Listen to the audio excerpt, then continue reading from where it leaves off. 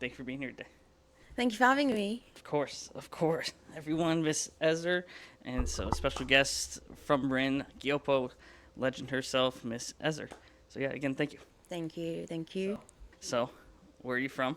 So I am from the UK, uh, London, and currently now living in Kamildong, which is like the border between Hanam and Chamshi.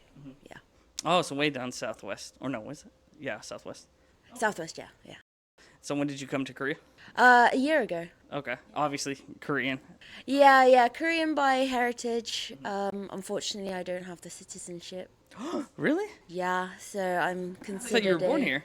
I was born here, but then because the UK and the Korea doesn't allow the dual citizenship, I had to give up my Korean citizenship at the age of 18. Yeah.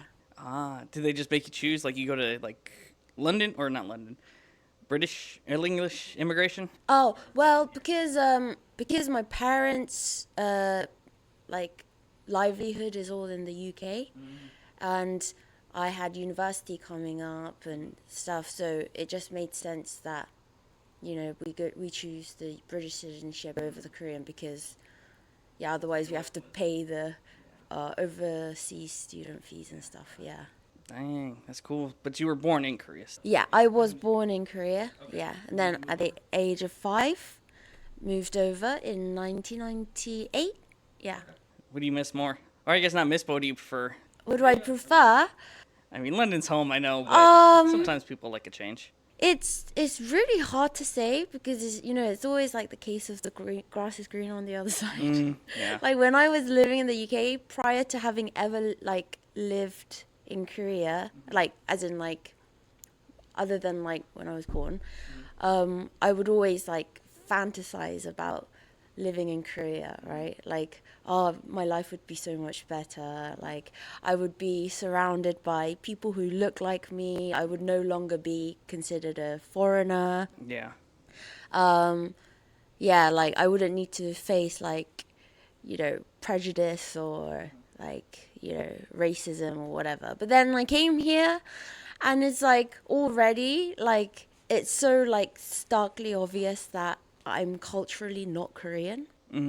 Yeah, and so even though I look Korean, like my mindset, my like worldview, perspective, like everything, it's not Korean, and so So you yeah, identify a little more with British culture than. yeah. So it's like I don't fit really, like 100% anywhere, and I think that's where that kind of third culture kid identity comes in. Yeah, that kind of how a lot of Gyopos are. Yeah. Gotcha. And how often did you come back to Korea when you were in Britain?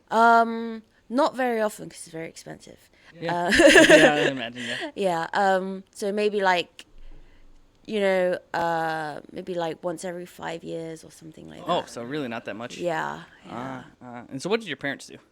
My parents are missionaries. Okay. Yeah. So that's the reason why they went to the UK. And then they planted an international church. And yeah, like from the get-go, like even with like my dad's like broken English, he just kind of dived into the deep end like and just started preaching in English. Yeah. Yeah, that's cool. That's cool. Preacher's kid. Yeah, there've been like over the years there've been like quite a few really funny like impressions done of my dad by like church members with like him like his preaching style in like Konglish. Yeah. Yeah. Yeah. Was there a pretty like big Korean community within your church, or even just like your area? Not really, no. Yeah, I was pretty like growing up. I was pretty like yeah, isolated from any like Korean influences. Primarily because like yeah, we it wasn't a Korean church, and if any of the Koreans that do come to like where we were living, like our town, they would go find a Korean church. They wouldn't Really? come to an international church. Only a few like kind of open-minded individuals. Not that kind of open-minded, Yeah. but like Yeah. yeah, like up for like a challenge kind of Yeah. people would come. Yeah. Seems like culturally a lot of Koreans like to be very comfortable. Yeah, yeah, I've noticed that since living here. They really, I mean, nobody likes being uncomfortable, but like Koreans really don't like being uncomfortable. Yeah, they don't like being in a situation where they're not in a position of like being the one to kind of like teach or like be in the know. Yeah, they really hate that. Yeah. Yeah. Also, is this too distracting? I like to keep like, No, I think I was thinking this is really good because like I don't know, it makes it like less like interviewee. yeah. Yeah, okay. Yeah, I'd like to yeah. say that's the whole vibe. I like. Yeah, like so just I was casual. thinking, wow, this is a really good idea. Yeah, it's like a screensaver, just this one random dude just walking around Seoul. Yeah. Or sometimes it does other places. Yeah, it's a really cool idea. Yeah. Yeah. So what brought you back to Korea? If I can even say back to Korea. Yeah. So it was like a myriad of things, but primarily driven by that kind of like do you know the Korean word Han? Like your last name? Yeah, kind of like my last name, yeah. It's like the Korean word Han, it's an emotion that is very specific to the Korean language. It's kind of like this built up like kind of like sorrow, resentment, like a kind of a desire to rectify a wrong kind of that. So I had this like Han from childhood of like growing up like always feeling like there needs to be somewhere that I belong. Like, and in my head, I always thought that it would be, the land of my ancestors, the Yeah. motherland, like, going to a place where as soon as I kind of enter the airport, I look around and everyone looks like me. I don't stick out. And by default, just by, my heritage, I'm not less than or anything. So like I had that Han of like, oh, why did my parents have to choose the UK? Like, why couldn't I have grown up in Korea like all the other Koreans? Like, why? It's like a mini identity Yeah, crisis. yeah. And then so like I've always like wanted to experience at least once of just like knowing at least what it feels like to live in Korea as a Korean heritage person. And so that has always like been in me.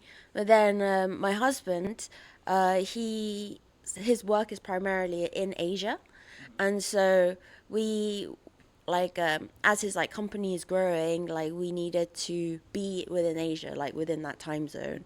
And so I was like, why don't we try out Korea? And then so yeah, Go back that's to why motherland? that's why we've come here. Ah, nice. And it's been a year. It's been a year, yeah. You love it? It's whatever. It's cool. It's bad. Yeah, good and bad. Obviously, like that's how life is. The real, like, I guess I would say the best thing is that kind of, okay, here's another Korean word for you. Chong. Have you heard of chong? Yes, but I don't think in the sense that you're gonna describe. So chong is also kind of like Han. It's also very Korean language specific.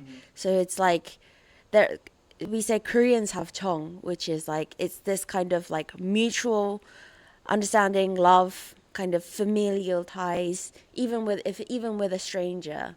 And so like like when I first came to Korea, I was just like super excited just to kind of breathe the air, and like look at where I am. And like I like even if I just like walk into a like convenience store, like the auntie who's like at the till, like she would notice that my accent is slightly different, or like I'm like very like clumsy or like not knowing of very obvious things, and then so she would take interest, and then like we would start a conversation, and then immediately I'm just like calling her like auntie, and like she's like she's like giving me like free stuff, and then like I would like cook some food at home and then bring it to her, and then like immediately there's sweet. like this like relationship. Yeah. And then it's been like that with like so many of my other neighbors. Like in London, like I live in the flat that I was in, the apartment that I was in London. Like we wouldn't know our neighbors like even after like 3 years. Yeah. But like in Korea, I don't know, like maybe everyone's experience is different, but like my experience of this first year has been like there's that like ease of building relationships, and not just like, oh, she's a neighbor. It's like, oh yeah, she's my auntie. Like, Yeah, oh yeah, yeah, she is she's family. yeah, she's like family. Like she takes care of me. Like, there was another auntie in my neighborhood who would be like, just call me mom. Like, I Oh, know that's you sweet. miss your mom, and every time you miss your mom, or every time you feel like you want to like eat something, just give me a call and I'll take you, and I'll feed you. Just call me mom. And it's just like that kind of yeah. That kind of chong is so beautiful, I think. And that's what's made my experience in Korea thus far like really, really like special, I think, and unique to this place. Yeah. That's cool. That's cool. Yeah, I don't get too many like interactions like that. I can not like me personally, but knowing other people like that, so that's really cool. Yeah. Do you like? Is that like a big cultural difference between like England and Korea that you've noticed? I think it is a cultural difference. Because I know like most people who like visit Korea can typically say Koreans are kind of cold and off-putting. Which if you really get to know Koreans, not at all. It's just Yeah. they are introverted for sure, but like they're like the nicest people. But like, do you think again that's like a big difference between England and Korea? Yeah. I think Almost like too like maybe like a culture shock. yeah, culture shock. I think definitely well, first of all, the UK is a very individualistic society, and I know that like in Korea, especially our generation is leaning more towards the individualistic society as well.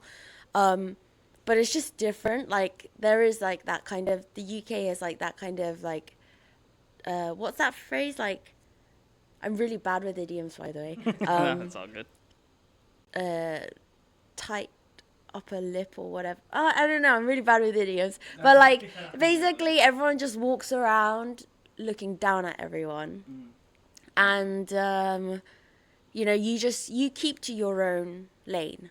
Like even if it's with good intentions, if you kind of go out of your lane slightly uninvited, that is considered rude, and yeah, it's quite a individualistic, quite cold, style, and in some sense that is good because it's like you don't have to worry so much about what others think, and like you just do you, and Yeah, you just it's comfortable, Yeah, right? yeah. It's Yeah, what- comfortable, but it can get lonely very easily. Whereas in Korea, it's like obviously like our generation is like very individualistic, but the older generation, I find they're like very like communal.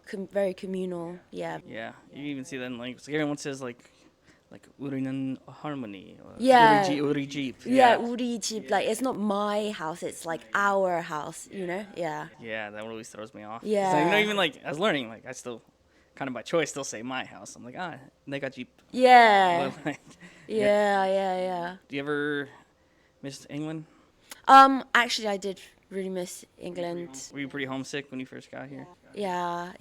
or even now maybe? Well, right now I'm quite okay because a month ago I visited the UK, just for like 2 weeks. I think it wasn't like England that I missed; it was my parents. Okay. Yeah, Yeah. and also surprisingly the food. I think I told you about this. You gotta talk before, about right? that too. We gotta Yeah, a talk little about bit. this. You did, but I want everyone wants to hear it. I was like preaching at you about English food. That's crazy. Yeah, I think most people I meet from England talk about the food. That's always a hot take. Yeah.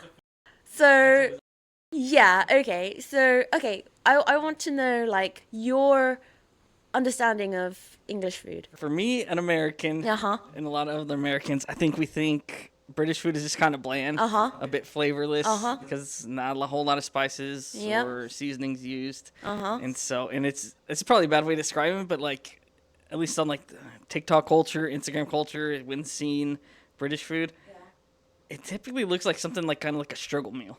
What? A struggle meal? A struggle meal? Yeah. That might be just an American thing. But like, yeah, like you're just in the trenches. Like you don't have a lot of money to like spend on like name brand foods or like restaurants to go to with your homies. Yeah. And so like, it's just different. Like beans on toast. That's come on. That's different for us. Or peas and mash. Like Is it kind of like the was it like the um in America during like the 1920s where there was like that. the Great Depression. Yeah, the Great Yeah, Depression. that's what I'm talking about. Great I didn't wanna Depression say it, vibes. but yeah, where it's like everything it's just different, and so that's how the big one is like the lack of flavor in spices and seasoning, Yeah. and so But like let's wind this back. Let's wind this back. Who planted this idea into you? Have you ever tried it? no. Yeah, so where did it come from? Let's think about that. I guess my country failed me. Maybe I don't know. It just and it doesn't like not look appetizing, but it doesn't look appetizing either. Yeah, And yeah. So I mean, I know I have like a pretty sophisticated palate, as is, and so I don't know. It just doesn't look appetizing. Okay. Fish and chips always look good. I Yeah. like that. Yeah, anything fried is great. Yeah, but Yeah. I was gonna say anything fried is always good. Yeah. Okay, so I'll meet you halfway. Yeah. So like traditional English food, yeah, it doesn't look that appetizing. I admit. I admit. Okay. But like when we think about the UK today, we don't think just of like the white English. We think of the multicultural hub that it is Okay. today, right? Okay, yeah. And so we have like a lot of like people from the Middle East. We have a lot of people from like South Asia.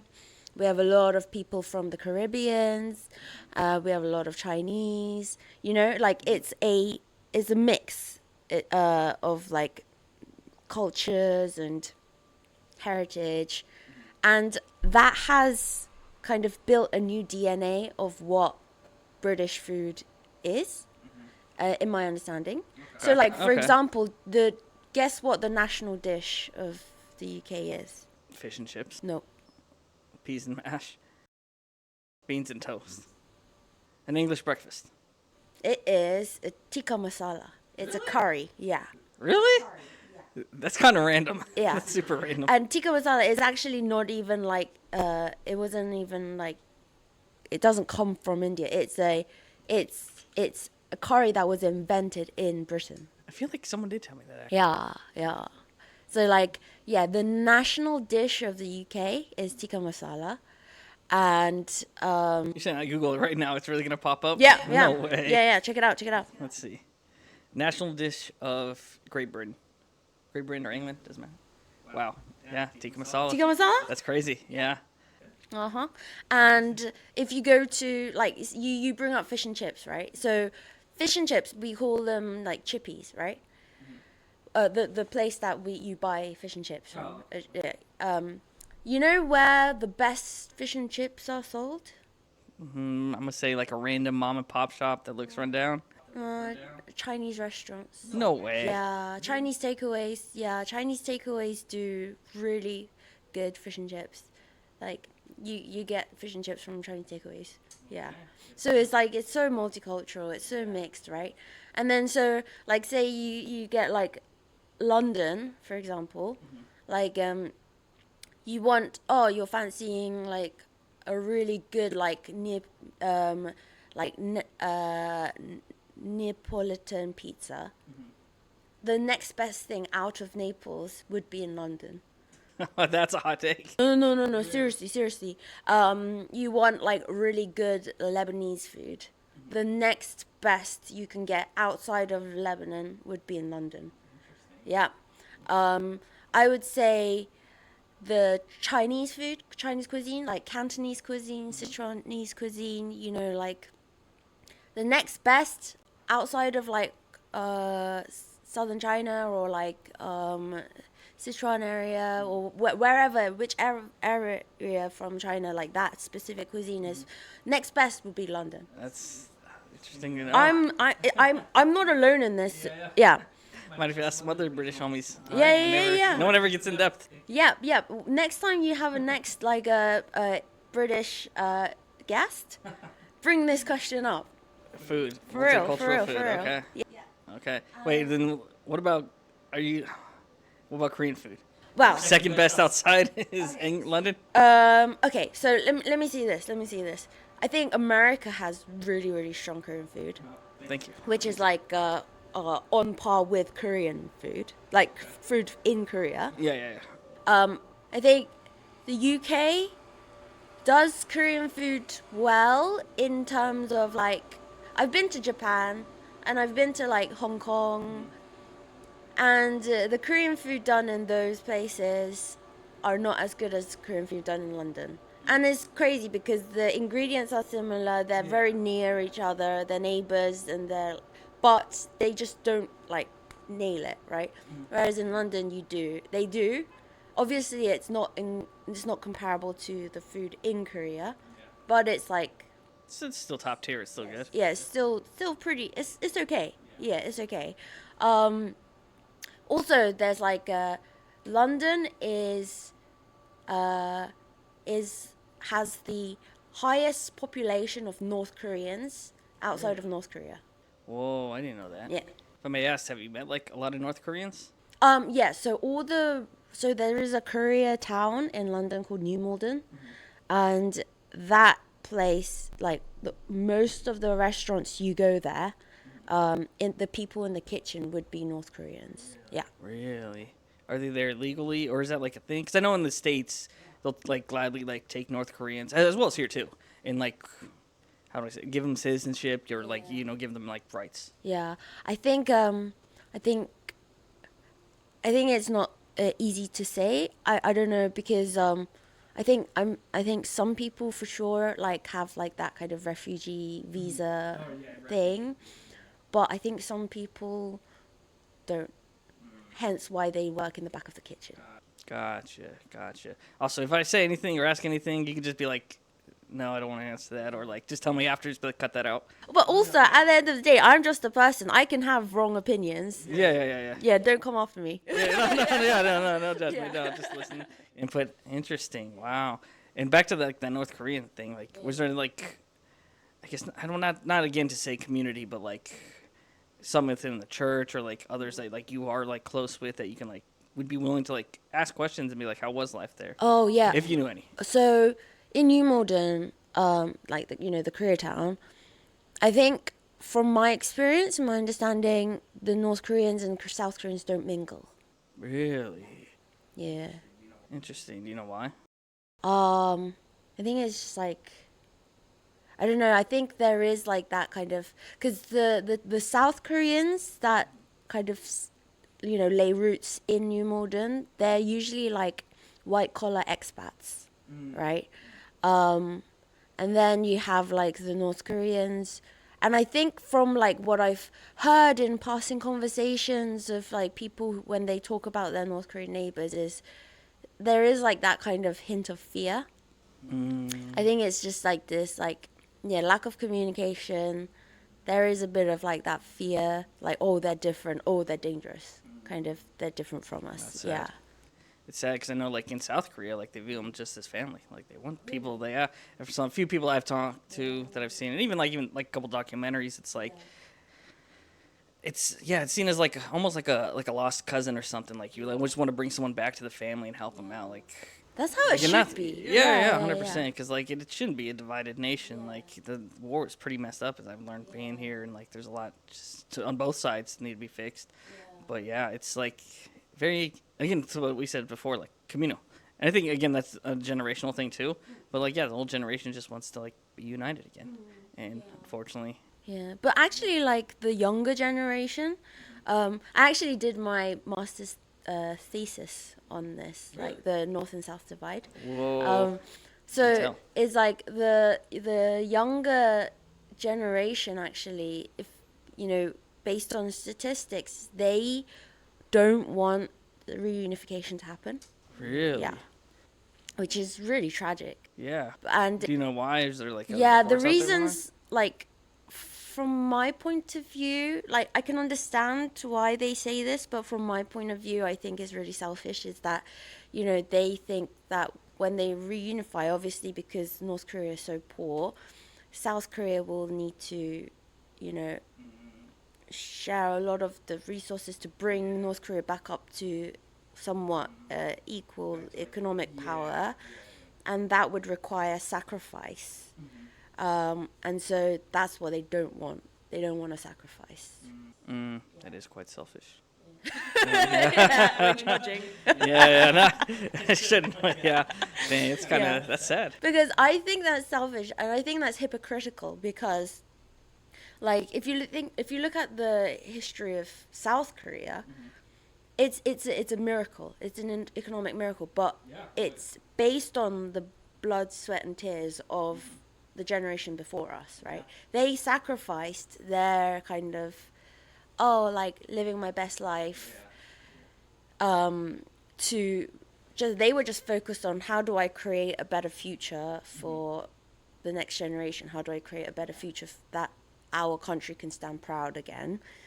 And like so, they sacrificed so that we may live like comfortably now, right?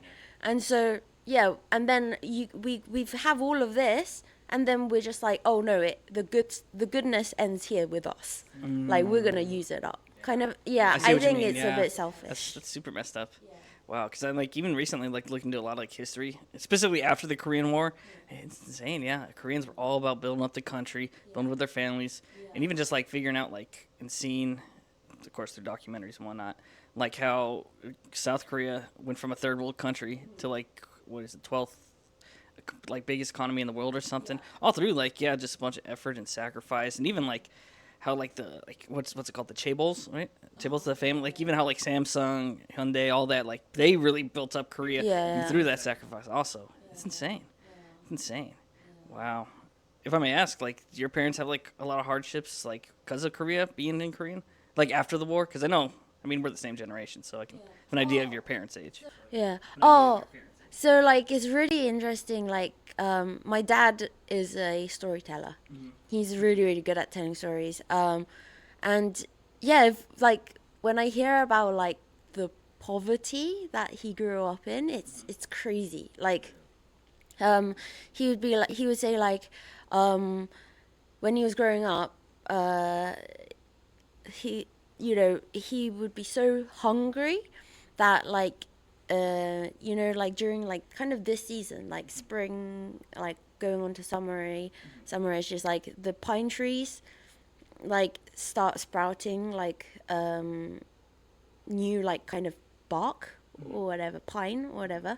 But before they kind of like solidify, that's what they would eat to fill their stomachs. They literally like bark.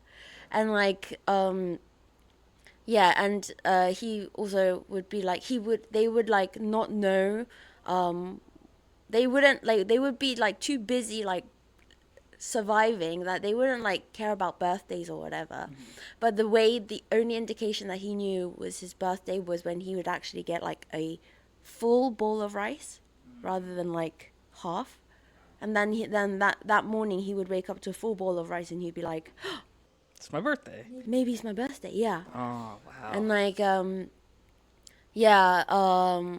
what else? Oh yeah. So like my dad's birthday is like not very clear, because during that time like child deaths were just like so common that people just wouldn't register the birth certificate until the child was like past 2 years old, because the default was that the child would die. Yeah, that's so sad. Yeah, so like my dad's on his passport he's registered as 1964, but actually he was like born like 62 or 63. No one knows. Yeah.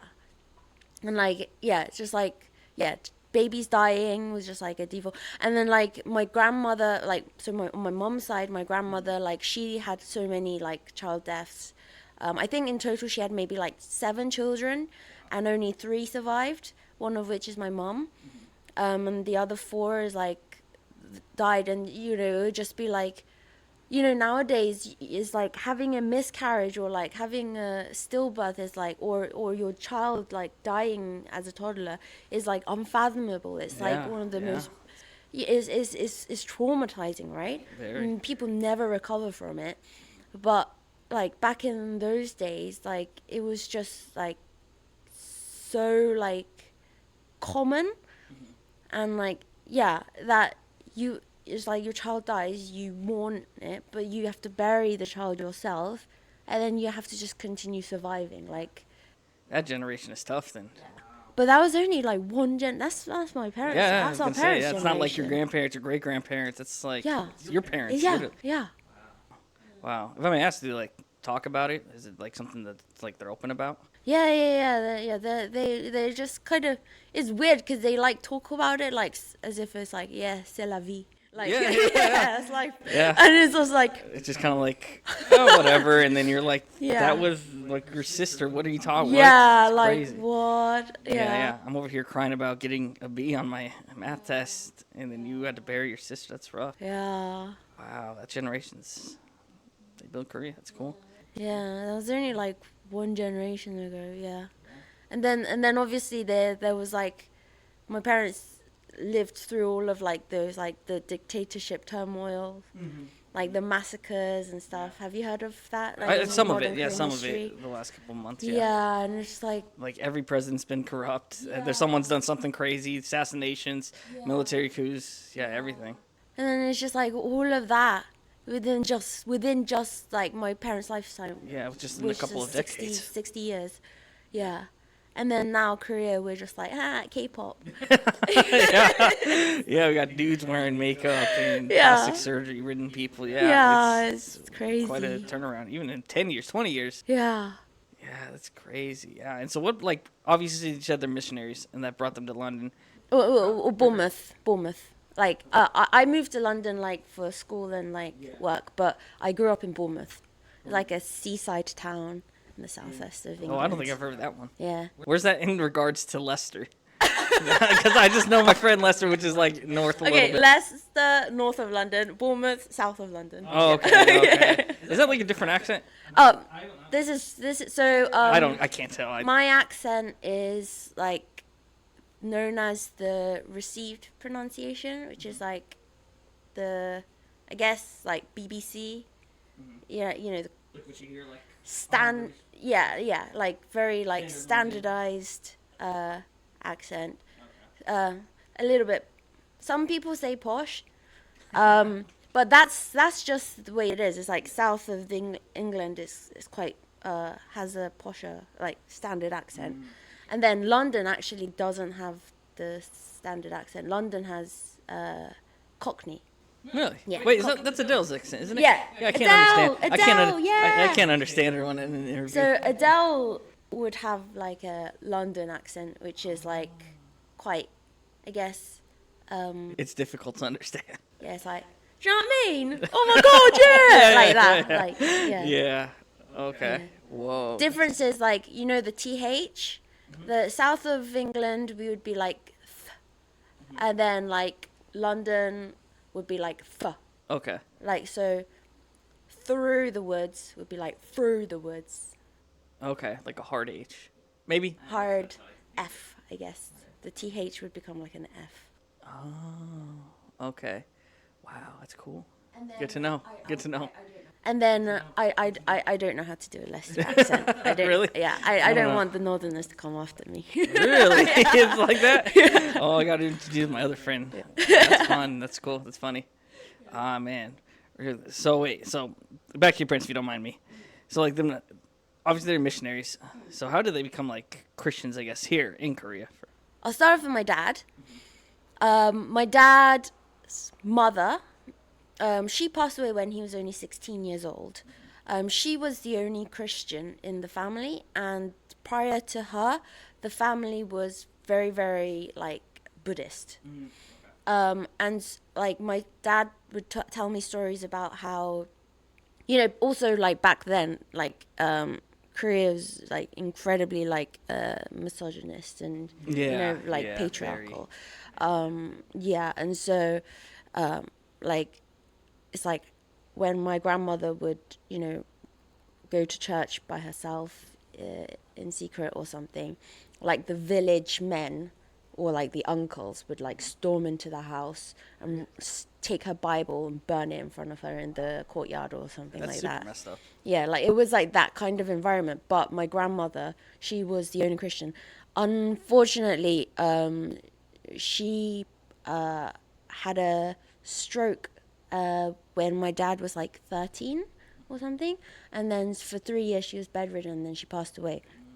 And so once she passed away, it's like it's unfathomable that like, oh, the father takes care of his kids, right? So like my dad was the seventh child out of 8 children, with like, so all of his older siblings were already adults and they had married and gone off and had their own families. But my dad and his younger sister were still kids, right? And so they were just like sent back and forth to live with their older siblings. Kind of like, yeah, they were just like this nomadic life. And so obviously, like, he grew up very tough, no mother, like, Kind of raised himself for a while. yeah, barely like a presence of a father. Um, and then he was sent off to Seoul to finish off his school. Oh, they're not from Seoul? No, they're not from Seoul. My dad is from Tangjin, which is like deep countryside, right?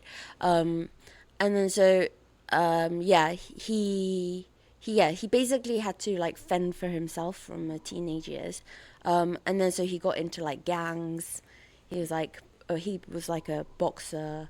He told me stories about how he would like easily like just dislocate jaws and stuff for people. Like it was a rough, like from a young age, like he would just be going to like clubs and yeah, just like surviving, right? Like living in like the underground like basement with like rats and stuff.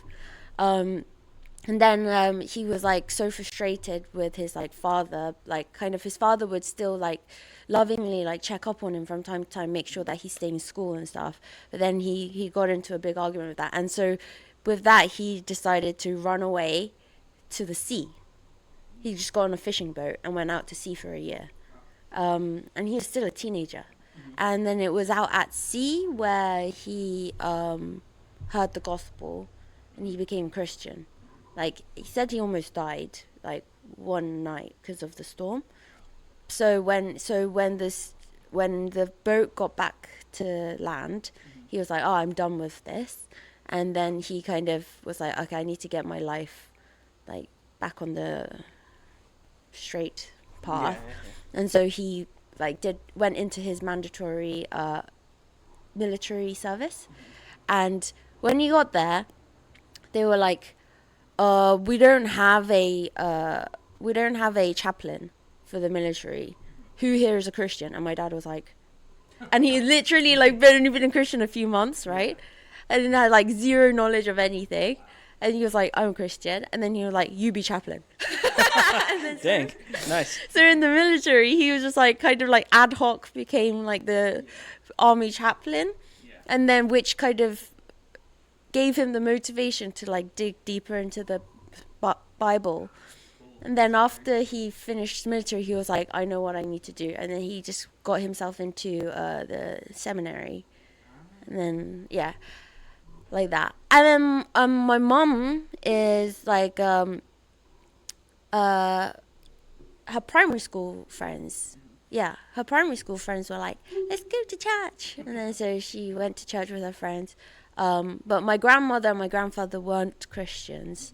And so like my mom just kind of grew up in the church, like because of that's where all her friends hung out and stuff. Mm-hmm.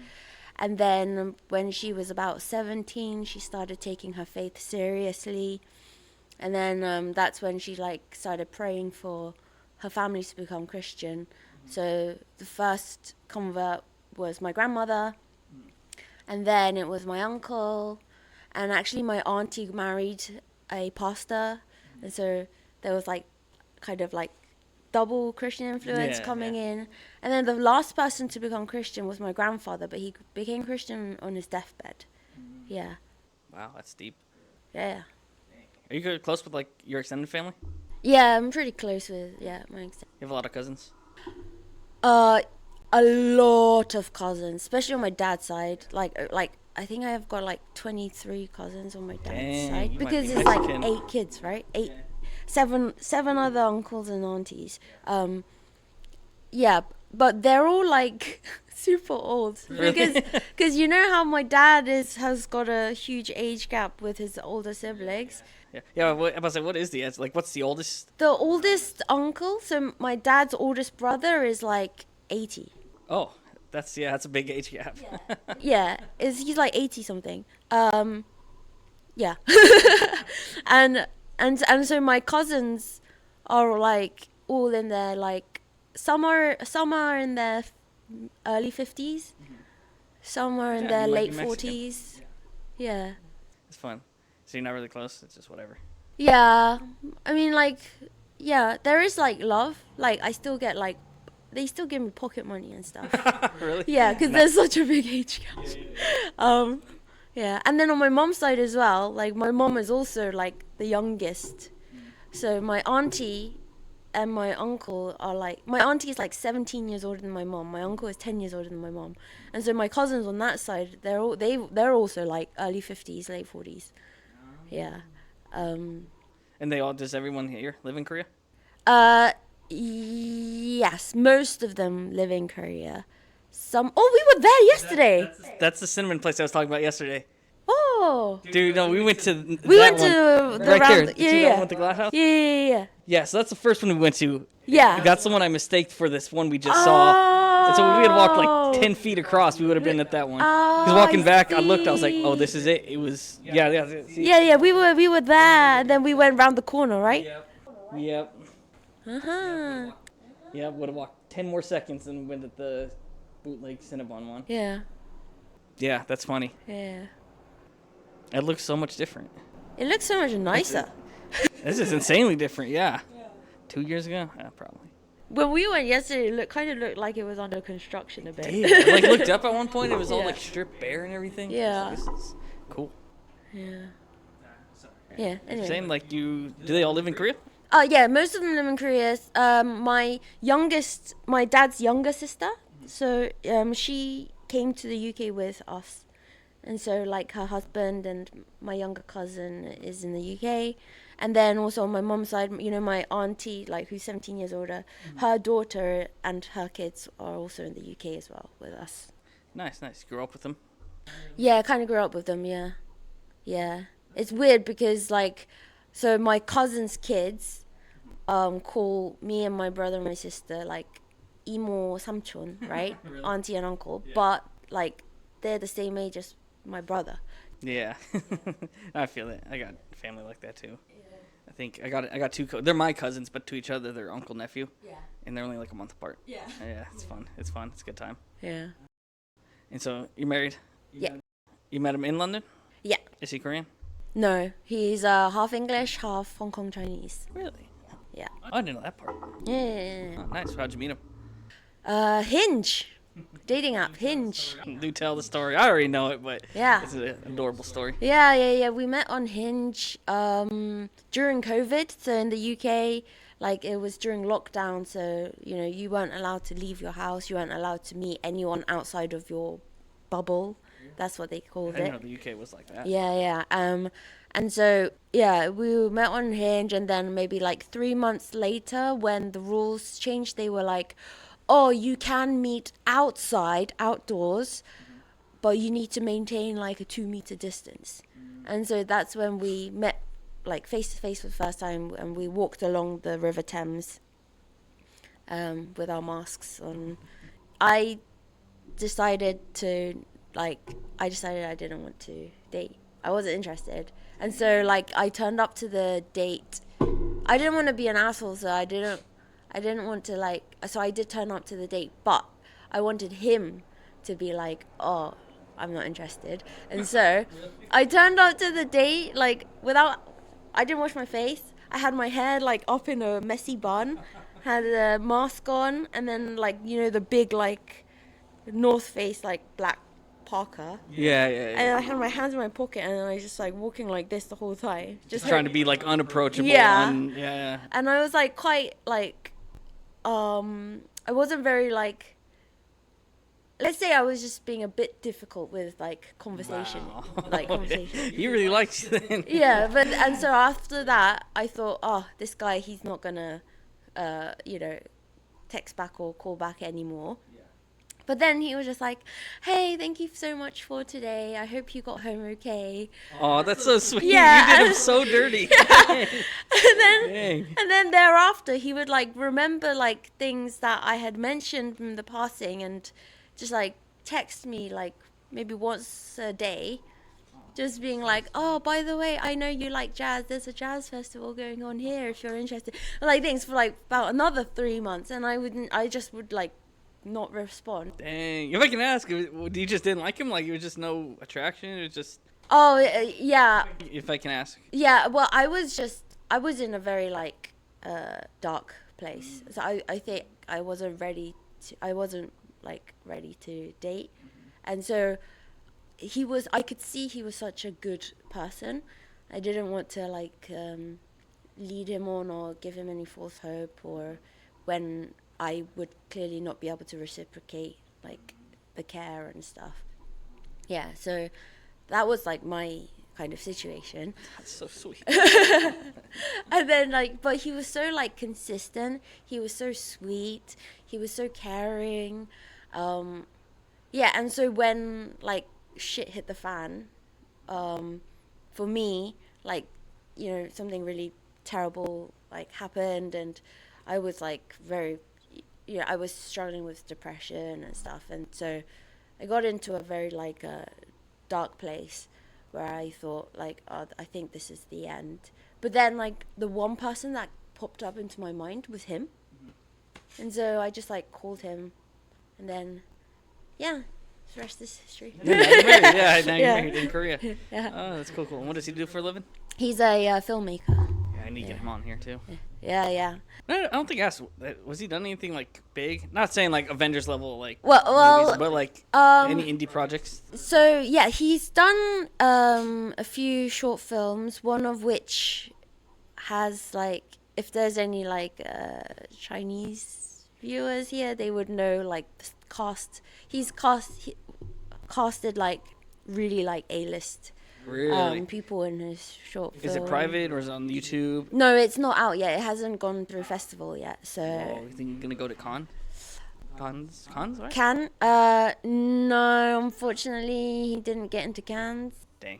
Oh, yeah. So, but yeah. So there's like that in the making, and then prior to that, he's actually he was part of this channel called Rue TV, which is like the editor in chief was King Charles Whoa. of Great Like Britain. the King Charles? The King Charles, yeah. Whoa, that's cool. So he was like, he worked on several projects, like film projects about the environment, about global warming, climate change, documentaries with King Charles. And Has he met him? I'm assuming he has. of course, like King Charles, him and King Charles are like, Really? yeah, he's been to like all of King Charles's residences. That's so cool. I didn't know that. Yeah. He's quite, and like also like, you know, one of the kind of footages that he shot of King Charles was like iconic and was used when King Charles was, you know, kind of what's that word, like made king. Making like a knight? Huh? Like the knight? No, not knight. When he became king, like after Queen Elizabeth passed. Yeah. Whoa. And that's like British iconic? Maybe obviously I Yeah. might not know. Well, you would Like we could YouTube it? like yeah. You could. No way. Here. I want to see this. And so. Scroll up. Oh yeah. This is crazy. Let me take this. Yeah, this was made by my husband. This whole thing. This Yeah. whole 50 minutes? Yeah. That's cool. It's got like Idris Elba, Olivia Colman, Glenn Close. Whoa. That's super cool. And again, he's director, so this is Yeah. all his art. Yeah. Oh, okay. So this got him a Cannes Lion. Really? Oh, this footage yet. Do you know these people? Do you recognize these actors? No, she looks a little familiar. I knew Woody Harrelson, knew Glenn Close. You don't know Olivia Colman? No. Oh my I'm goodness! sorry. That must be a horrible British citizen. You know Idris Elba? I do know Idris. I know him, of course. Yeah. I know her. Yeah, She looks familiar. Olivia Colman, yeah. Oh, that was Olivia Colman? Oh, then I know her. Yeah. Is this whole channel his Re TV? Yeah. Oh, okay, Yeah. really? Yeah, this. Wow. So it's got a funny behind the scenes story on this. Like everybody, the whole like crew was like really, really like, you know, obviously it's the king, right? Yeah. So they're like super, super careful, like, you know, very like polite and with King Charles. But when Anatole was conducting the interview, the King Charles' stomach rumbled because I think he was hungry. It went like this, and then Anatole like commented like, "Sorry, sir, we're going to have to cut that. Your tummy's made a sound." Yeah. And then that frankness like made King Charles like laugh because no one's like spoken to, like no one would dare like bring up like, oh, the king's tummy rumbled, and you call him out. You call him out. Humanize him. Yeah, like, yeah. He's just a person like me. Yeah, Yeah. and he loved that. He loved that Anatole did that, and then so thereafter he would always like be like, remember Anatole, and then like, yeah. That's cool. That's cool. Have you met him? No, I haven't met him. Really? Yeah. Because like he did this prior to meeting me. Oh, okay. Also, funny story. You know when COVID hit, Anatole got COVID from King Charles. No way. Yeah. He got the royal plague. Yeah, The yeah, royal yeah. COVID. It was a event where there was like the Prince of Monaco and King Charles. They all got COVID in that event, and it was like on the news, right? And Anatole was there, and he got the COVID there. He as got well. the king's COVID. Yeah. That's great. That's a flex. Yeah, that's a flex. Yeah. Dang. That's cool. Dang, you flew out